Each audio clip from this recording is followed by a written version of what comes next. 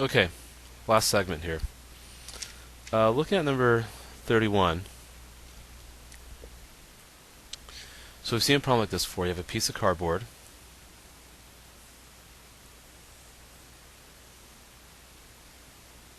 You cut out square corners.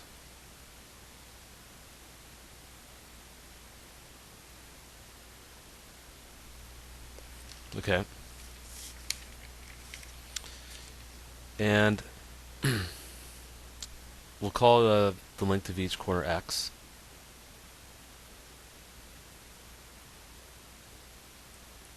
Each of the square corners.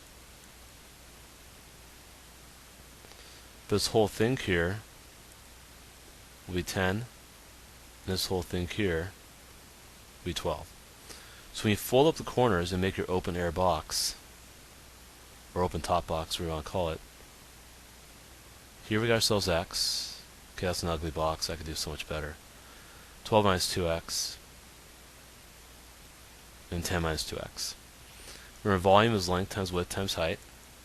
And we want to find the maximum volume, so we're going to have to graph the following. 12 minus 2x times 10 minus 2x times x. Here you want to use a graphing calculator.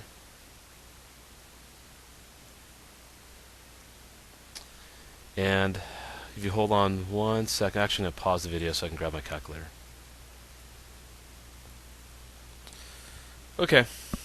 Back here I had to work out the problems so I knew what the answers were. Okay, so use a graphing calculator to plot this. And here's the window you want to use. X min should be 0. X max, let's do 10. We're not going to be able to use anything past 5, because one of your dimensions is 10 minus 2x, and if x is larger than 5, we have a negative dimension. X scale doesn't really matter, we can make it 1. Y min, we're not interested in any negative volume, so 0. Y max, if you kind of guess what x could be, like maybe x could be like 2 or 3 perhaps. Like for example, if x were 2, you have 8 times 6 times 2, which would be 96. So maybe our volume would be around like 100 or so. So we'll double that. We'll go to 200. So try to guess what x might be based upon what seems like a reasonable value for x. And, you know, roughly estimate the volume, then kind of double that estimate for making your y max. And y scale will make it, let's see here, we'll make it 20. Okay, if you graph it, it should look like this.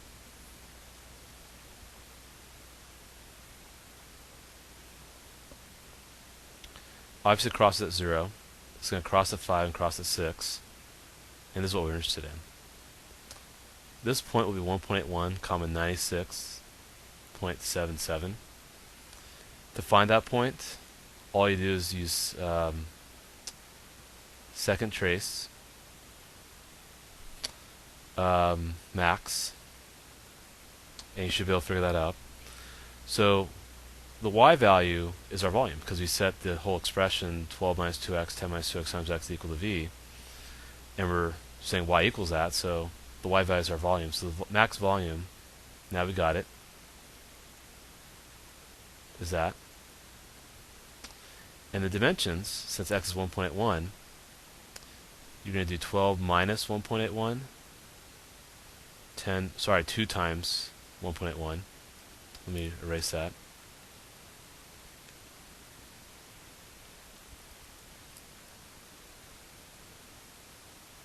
Ten minus 2 times 1.81, and of course 1.81.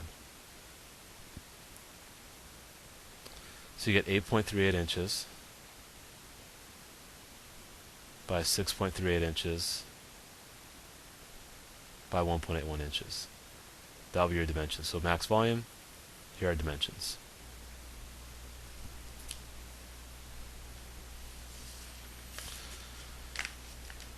For 32,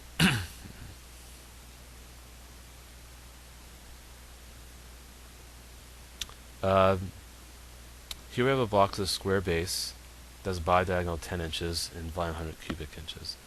So if I were to draw this box probably will look something kind of like this.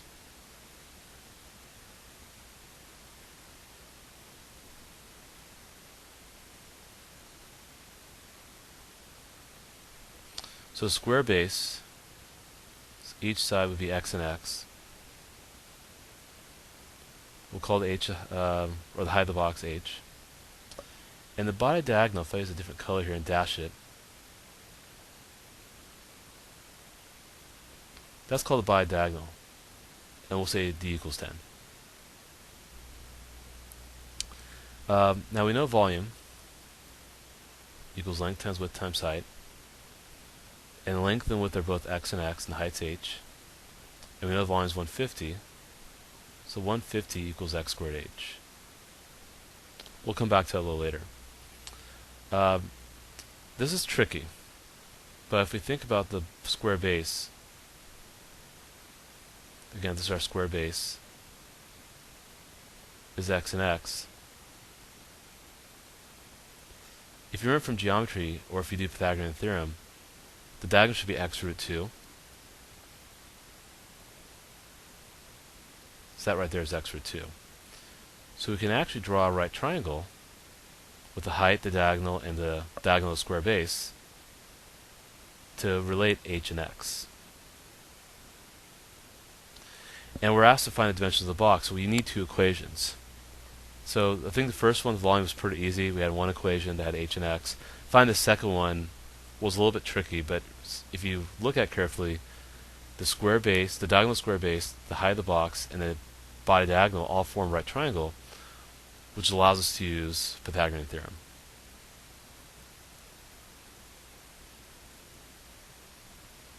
So you get 2x squared plus h squared equals 100. So here we got two equations that both involve h and x. And we need to solve for both these variables. Perhaps the best way to do this problem is a substitute.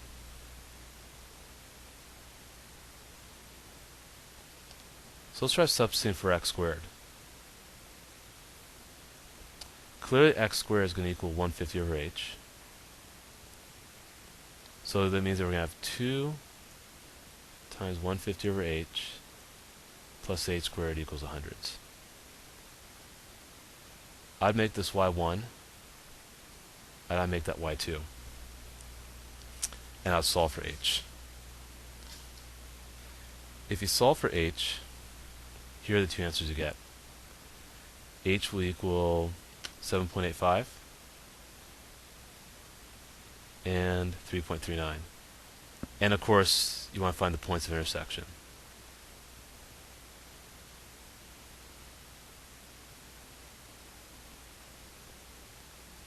And these will be the x coordinates.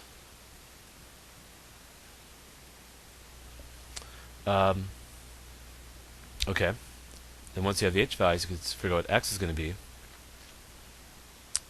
So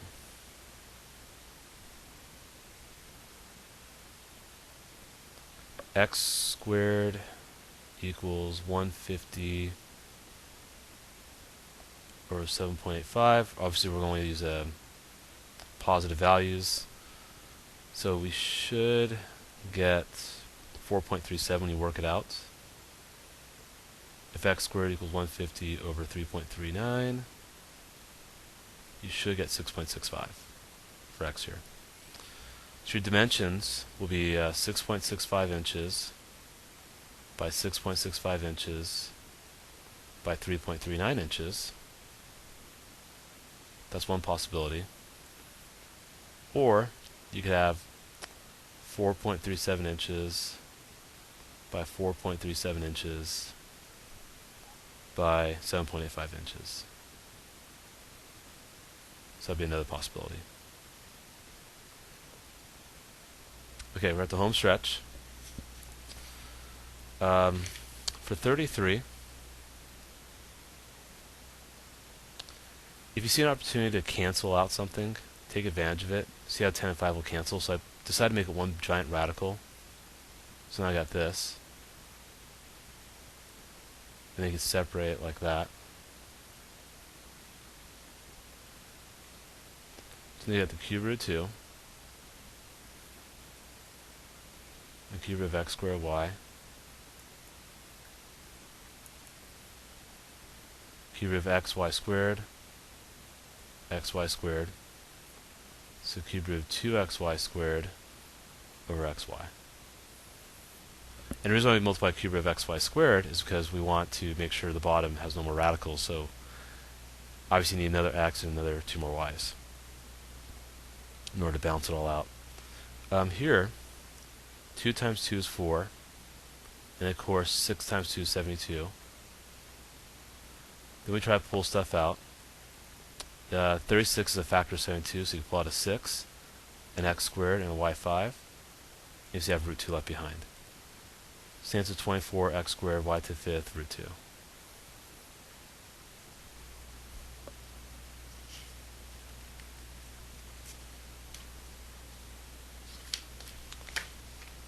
Okay, last problem. 35. G of k of x means you've got to replace x and g of x with whatever k of x is. So you want g of 4x to the 4th.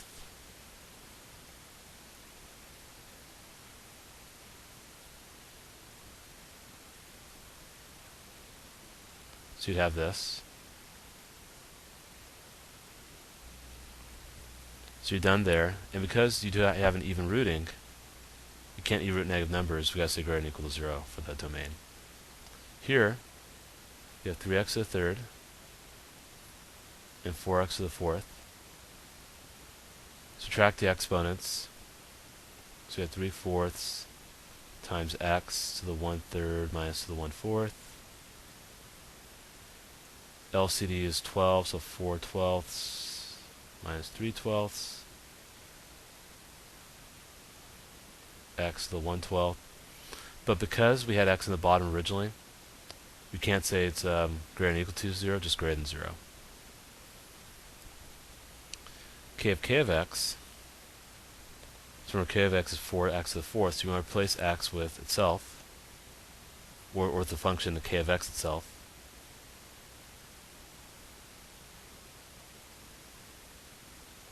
So you have that. We can actually combine the 4 and 4 to the 1/4 is 4 to the 5/4, because that's like saying 4 to the 1 power, so I just add the exponents.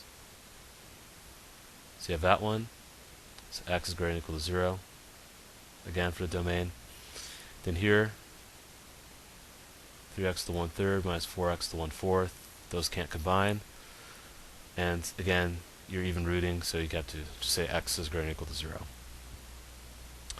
Okay, so that concludes final exam review. I'm pretty exhausted. Didn't think it was going to take this long, but try to be as thorough as I can.